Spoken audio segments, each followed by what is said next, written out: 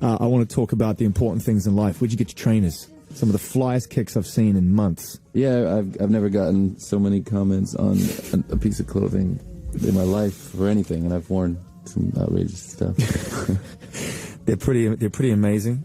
Flying at me in a neon green and a flurry of awesome. Welcome back officially. I haven't really had a chance to talk to you since, you made this brand new Strokes record.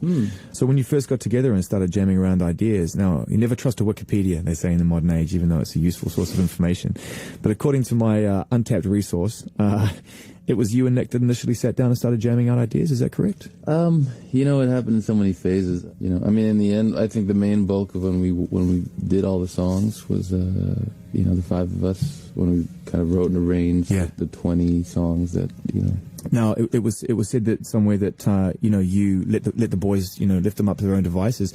What was your sort of methodology behind that? What was you as an individual, your theory behind wanting to leave them to their own devices a little more on this record and not bring so much to the table up front? Just, I guess, the concept of just trying to make everyone happy, I guess. I think sometimes in the band, in the past, sometimes when we tend to want to collaborate intensely, sometimes I think people maybe feel like they're being impeded or something, so I just wanted to let them just kind of see their ideas through to the max.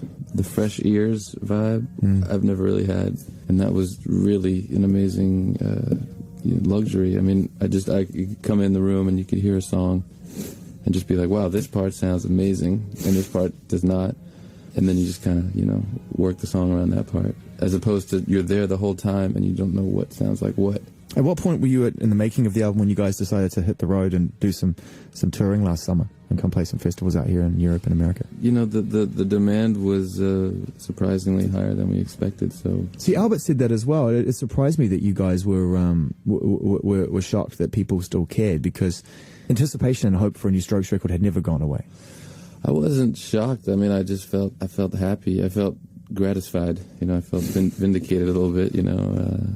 I felt like a lot of the work had paid off that we'd done all along.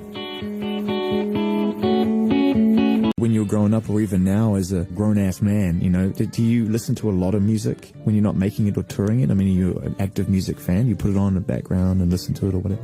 Yeah, I'm always listening to stuff, Shazamming stuff. Or how do you find it? How do you get your music these days, do you reckon? Do you have a local record store you go to and stuff? Every time I see something, I write it down, and then every couple of weeks I just have 20 new things to kind of look for online. Yeah, there was some, what was this? A Chain and the Gang song, Why Not?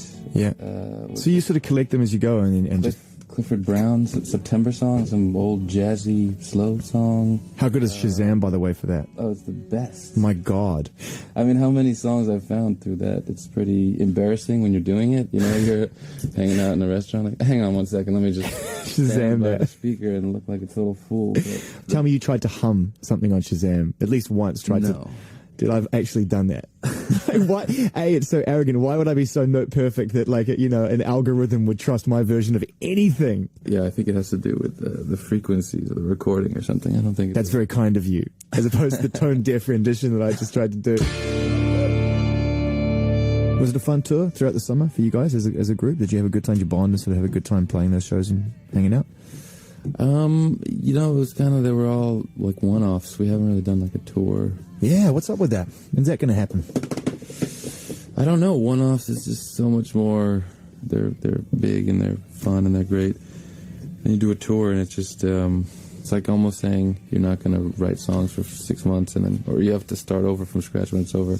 That's really a bummer for me. I know that might not make sense for people to hear and just sound weird, but to write, I feel like you just need. I don't really work on inspiration or anything. I just feel like if you have a natural energy every day to pick up a guitar, to work every free moment you have, and that goes away and gets replaced with I need to lay down and watch TV. I want to talk about the work ethic because you brought that up, and I've never spoken to. Boring. No, not to me. It's all talent. Just Please don't disclaim that, because it's one of the things I've gotten to know you. talent that's questionable. There you go. You just did it, you see? And one of the things I've gotten to know you is you say these wonderful baller statements and then you go, no, that's not really true. I just want that Well, one to because stay I'm true. just imagining someone not understanding my sarcasm and just thinking, what a cocky... It's like Boy Who Cried Wolf now. It's like a lot of times I'm not sarcastic and people think I'm sarcastic. So What have you created? I'm like, hey, man, I really like your jacket. And it's like, you asshole. I'm like, no, I... So do you believe I really like your trainers? Well, you said that they offended your eyes.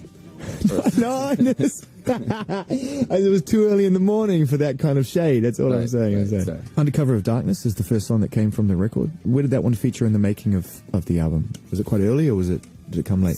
I think it was Albert was playing some chords or something, and I just kind of, I had been mildly, not obsessed, but in fact, like, you know, kind of intrigued by this Clarence Clemens song, years may come and go, you know, that. It had like that kind of feel-good 80s chorus vibe, you know. It's kind of prevalent on the record. There's quite a feel-good 80s feel to the album, I think, throughout. Yeah, true. Which is the Status Quo record? Is that Gratisfactions? Got the mad jing, jing, jing, jing, jing, jing. Yeah. I mean, at the beginning... Tie Your Mother Down? I love that one. In my mind, the goal at the beginning was kind of a, like, 70s band, but, like, with, like, 80s melody sensibility. Yeah. So one last question before I let you go. You know, there was talk of another Strokes album sooner rather than later, and I know that, this record's only just come out, but is that still a possibility, do you think? Yeah, we worked on... We worked on new songs, and we're going to work on new songs in a couple of days. So we're definitely, you know, thinking of the next record, but focusing on this for now, I guess. So it's ongoing. Cool. Nice one. Well, man, I love this album, and I'm glad I got a chance to talk a bit about it and Thanks, man. and about, you know, Shazam and your trainers, and it's been another wonderfully brilliant conversation. So it's good to talk to you, Julian. Thanks for your Always time. a pleasure. You Thanks, too, man.